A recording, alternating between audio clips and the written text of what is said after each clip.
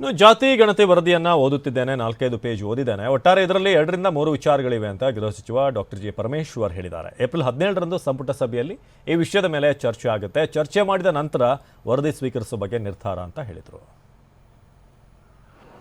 ಇನ್ನೂ ಓದ್ತಾ ಇದ್ದೀನಿ, ಇನ್ನೂ 4-5 ಪೇಜು ಓದಿದ್ದೀನಿ, ಇನ್ನೂ ಓದ್ತಾ ಇದ್ದೀನಿ. ಒಟ್ಟಾರೆ ಇದು 2-3 ವಿಚಾರ ಇದರಲ್ಲಿದೆ. ಒಂದು 2015ರಲ್ಲಿ ಪ್ರಾರಂಭ ಮಾಡಿ ಮುಗಿದಿದೆ ಅಂತ ಹೇಳೇ 2-3 ವರ್ಷ ಆಗೋಯ್ತು. ಮತ್ತು ಅದನ್ನು ನಾವು ಅದರ ಇಂಪ್ಯಾಕ್ಟು, ಅದರ ಯೋಜನೆಗಳು, ಅದರ ಚರ್ಚೆಗಳು ಅದು ಒಂದು ಭಾಗ ಇಡೋಣ. ಆದರೆ ಅದನ್ನು ಹೊರಗಡೆ ತರೋದಕ್ಕೆ ಒಂದು ಕಷ್ಟ ಆದಂಥ ಸಂದರ್ಭ. ಅದಕ್ಕಾಗಿ ಈಗ ಮಾನ್ಯ ಮುಖ್ಯಮಂತ್ರಿಗಳು ಅದನ್ನು ಹೊರಗಡೆ ತಂದಿದ್ದಾರೆ. ವಸ್ತುಸ್ಥಿತಿ ಏನಿದೆ ಅನ್ನೋದು ಒಂದು ಗೊತ್ತಾಗಿದೆ ಅಷ್ಟೇ. ನನ್ನ ಬಿಸ್ನೆಸ್ಗೆ GST ನೋಟಿಸ್ ಬಂದಿದೆ, ಏನ್ ಮಾಡ್ಬೇಕು ಅಂತ ಗೊತ್ತಾಗ್ತಿಲ್ಲ. ಇಮಿಡಿಯೇಟ್ಲಿ ಒಬ್ಬ GST ಎಕ್ಸ್ಪರ್ಟ್ ಹತ್ರ ಮಾತಾಡು. ಎಲ್ಲಿ ಹುಡುಕೋದು? ಬಾಸ್ವಾಲಾ. Be the boss.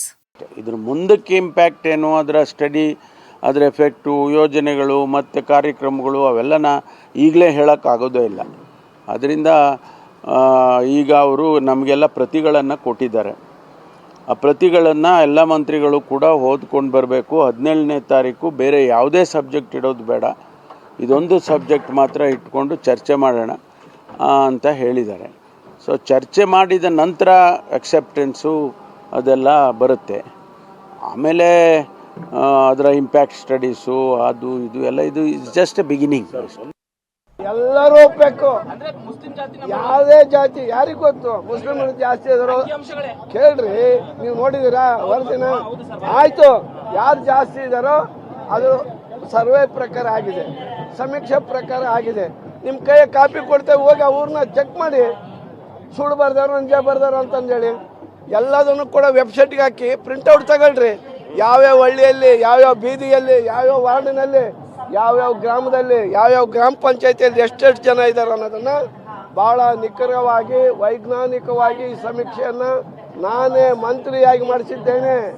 ಯಾರ ಬೀದಿಗೆ ಹೋಗೋ ಜನರಿಂದ ಮಾಡಿಸಿದ್ದಲ್ಲ. ಜಿಲ್ಲಾಧಿಕಾರಿಗಳು ಏನ್ರಿ, ಜಿಲ್ಲಾ ಪಂಚಾಯತಿನ ಮುಖ್ಯ ಕಾರ್ಯನಿರ್ವಹಣಾಧಿಕಾರಿಗಳು, ಅಸಿಸ್ಟೆಂಟ್ ಕಮಿಷನರ್, ತಹಸೀಲ್ದಾರ್ ಇವರ ಉಸ್ತುವಾರಿಯಲ್ಲಿ ನಡೆದಂಥ ಈ ಸಮೀಕ್ಷೆ ಭಾಳ ವೈಜ್ಞಾನಿಕವಾಗಿ ಆಗಿದೆ. ಈ ಸಮೀಕ್ಷೆಯನ್ನು ನೋಡ್ಕೊಂಡು ಬಿಹಾರದವ್ರು ಕಾಪಿ ಮಾಡಿ ಇವತ್ತು ಅವರಿಗಾಗಲೇ ಮಾಡಿ ಆ ರಾಜ್ಯದಲ್ಲಿ ಜಾರಿ ತಂದಿದ್ದಾರೆ. ಅದರಿಂದ ಇದನ್ನು ಹೊರ ಬರೋವರೆಗೂ ಕೂಡ ನೀವು ತಕರಾರು ಮಾಡೋದು ಸರಿಯಲ್ಲ. ಈಗ ಒಂದು ಗರ್ಭಿಣಿ ಹೆಣ್ಣು, ಒಬ್ಬನ ಹೆಣ್ಣು ಬೇಕು ಅಂತ ಹತ್ತಿ ಗಂಡ ನನಗೆ ಗಂಡು ಬೇಕು ಅಂತಾನೆ,